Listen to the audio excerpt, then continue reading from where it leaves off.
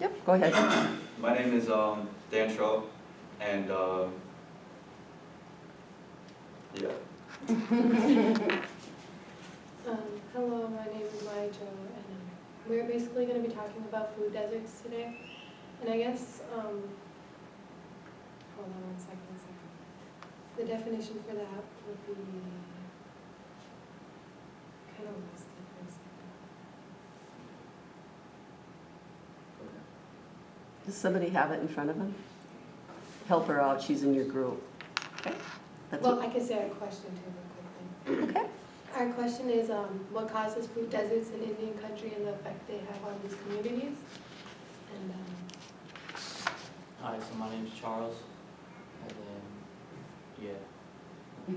Good morning, my name is Ariana, and like she said, today we're talking about food deserts. And a food desert is a variable term for an area where a sustainable number of residents do not have easy access to a supermarket or a grocery store, according to the U.S. Department of Agriculture. Good.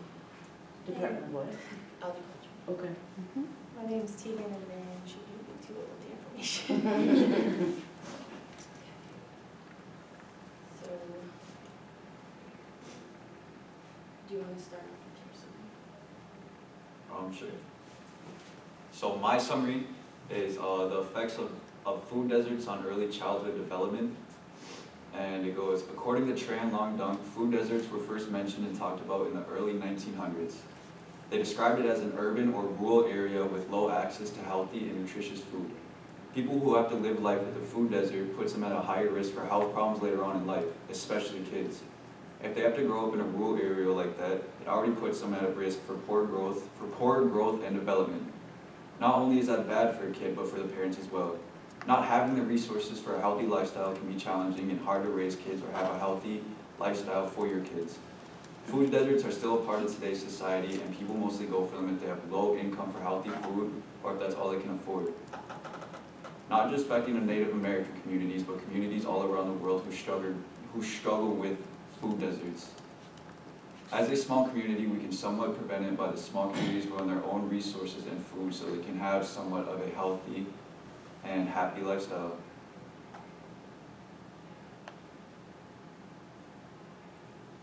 And where is your source? What's the title of your article? It should be the second one. No, read it. Tell us the title.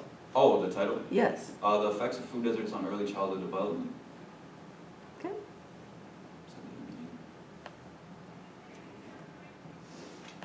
Okay. So my summary, I basically put, food desert is a shortage of food such as produce. This means there is a limit to either stores not being able to get produce or not have enough to sell. And then I already stated I could question, which I put down again. But most communities in a food desert might only contain one grocery store, especially in Indian countries where they are limited to reservations. So they don't really have, the space for a lot of stores. So for example, I'll just use my tribe. In the Turtle Mountains, we only have one local grocery store that does not have a very big produce section, nor is the produce, the freshest. Hold on, sorry, lost my spot. This causes a lot of our community members to resort to traveling for groceries and not getting the amount of healthy foods needed, which in the long run is taking more money and creates a bigger struggle for the people just to get a basic living necessity, healthy food. According to, sorry, I don't really know how to say their names, but the authors of my article,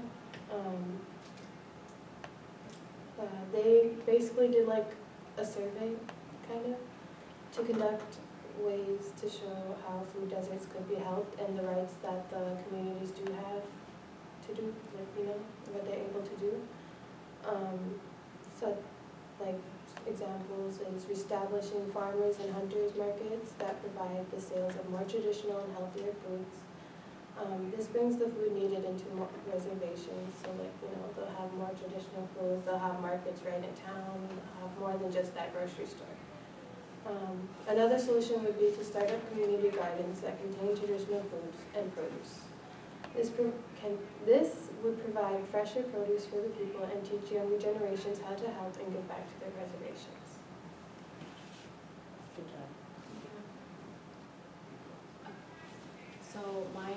article title is An Oasis for Multi-County Food Deserts. Lakota Gardening Initiative serves Pine Ridge Reservation. And I chose this article because it talks about my home. I'm from there, and I thought it would just be good, bringing it into light. So, the town of Pine Ridge offers the largest selection of goods, but lower quality. Residents have to go off reservation for decent, healthy foods, which are becoming less affordable due to inflation. The majority of residents live more than 10 miles from where they could buy groceries, either have a poverty rate greater than 20%, or the immediate family income is under 80% of the state area. Pine Ridge, which is about 43 times the area of Sioux Falls, the state's largest and most populous city, contains 3 grocery stores, one at Sharps Corners, one in Kyle, and the one in the actual town of Pine Ridge. In Pine Ridge, food is expensive without being top quality.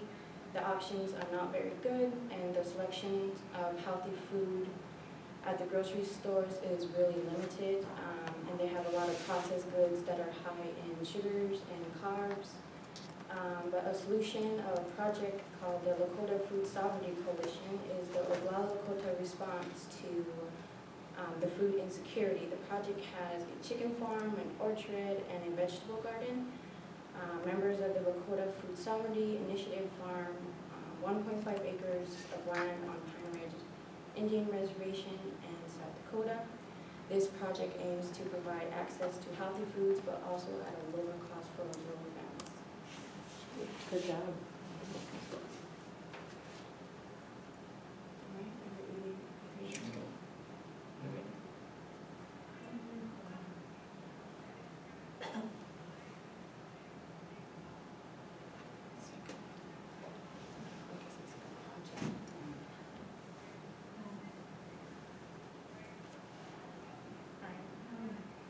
I do have an article, but it's on a different document. Give me a second.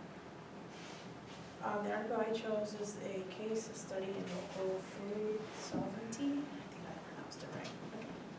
The York Agriculture Corporation recently purchased 26 acres of land that will be used to develop and culturally relevant food, thank you, program on the York Reservation in Northern California. Previously owned by the Welch Peck Nursery, the property is on an ideal location to build a much-needed food program, which will serve residents on and near the reservation. The York Agricultural Corporation has an opportunity to once again bring that business back into the community to stimulate epidemic growth, create decent paying jobs, and assist residents with becoming self-sustaining by growing their own food. The vision is to build a nursery dedicated to providing a quality choice for people looking for plant starts and garden supplies, as well as creating a farmer's market and an outlet to local area stores with quality vegetables at affordable prices, said York Vice President Edward Horse Alpern. The new program will also focus on education and assisting York Reservation residents in all aspects of food sovereignty, since the entire York Reservation has declared a food desert by the U.S. Department of Agriculture in 2017.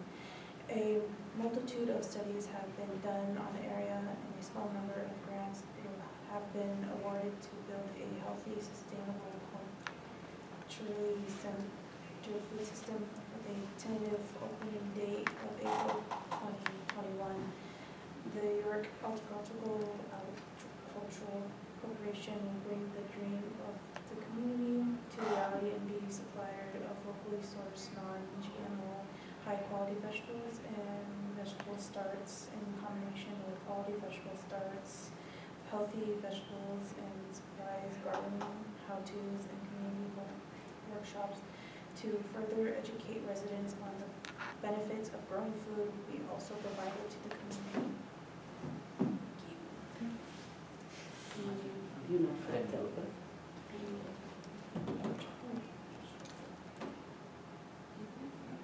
I can't do it. Let's go.